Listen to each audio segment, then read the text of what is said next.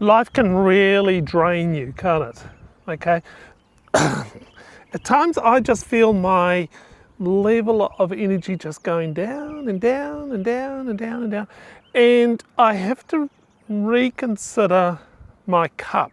Now we'll get on to what a cup is soon, but I just want to look behind me, and this is some Kawakawa Bay. And yesterday I was feeling pretty drained and pretty tired, and I just thought, I think I'll go right out to the edge of where the tide comes in, and it was low tide, and we ended up right out there, and it's quite isolated out there in a lot of ways. And I went out there and I just stood there for a little while, and I looked at the birds, and there was lots of little birds just eating little things, and I was all alone, and I could hear the swish of the waves and the water coming in, and see just what God had created. And you know what? It actually kind of filled my cup up a little bit, so that when I walked back in, which is quite a distance from here to there, or from there to here, I just felt that a little bit more filled up. What do you do to fill your cup? And when I talk about the cup, it's sort of like who you are. And in another blog post that I've written, which I'll put in the link below, I've written about how we are like a cup, and we have cup fillers and we have cup drainers. And it's really quite important to know what are the fillers and what are the drainers, and to monitor our cup level. Now, I want to ask you, what type of cup are you? All right, now, there are various types of cups, aren't there? There's the like the enamel or tin cups that you take away on tramping, and you drop it and it's kind of indestructible, it goes bang, and you can pick it up and continue to pour something in it, might chip it. Are you kind of like that, kind of a indestructible cup, the indestructible cup? Maybe you're like a fine porcelain cup, or you want to be like a fine porcelain cup, perfect in every way. But it's actually, when you find porcelain cup, it's very fragile, isn't it? And it can be quite brittle, can break quite easily, but it is kind of pretty. But it's still a cup. But there's fragility to that type of cup. Perhaps you're the opposite end of the extreme, and I've found this cup in our cup drawer today. It's a Smurf cup. It's a Smurf cup, and it says, "Happy Smurf Day to you." Perhaps that's your sort of cup. You're a bit of a fun person, comedian, you're a cartoon type character. Perhaps you're the type of cup that is like this cup, which I often drink from quite regularly. It's an espresso cup. Here it is, and it's made of really good thick clay. And what it means is when in the morning I make my coffee, all right, and I use an AeroPress machine. And what I do is I put hot water into this to heat up the clay, tip it out, and then I put the coffee in. It's a purpose-built cup, all right, and it's there to do a certain thing. It's kind of attractive.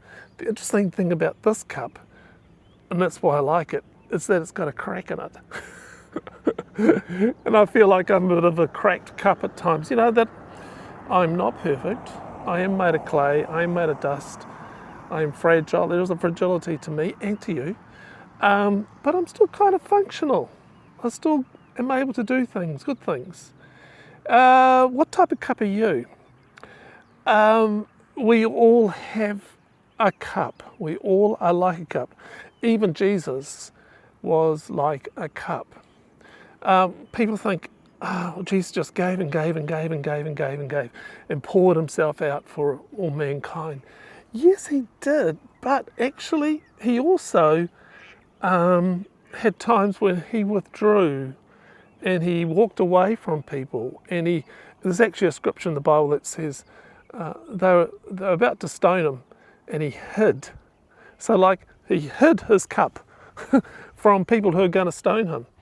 There's about 9 passages in the Bible where, in essence, it says that Jesus withdrew himself into desert places or quiet places, to pray, just to pray.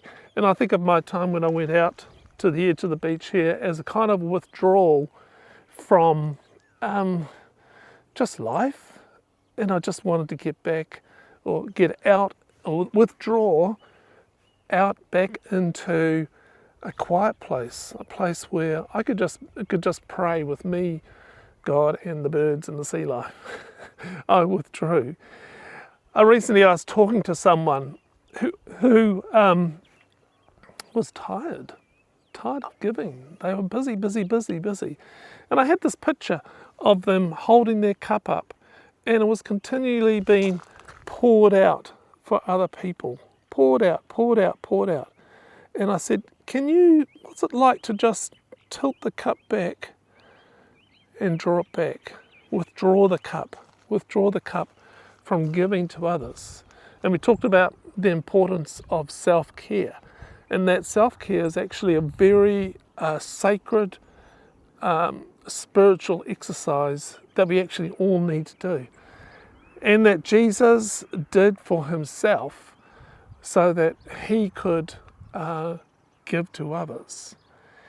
And self-care, look, self-care is not selfish. It's actually a sacred action that will actually enable you to continue to giving, to continue to receiving, giving and receiving.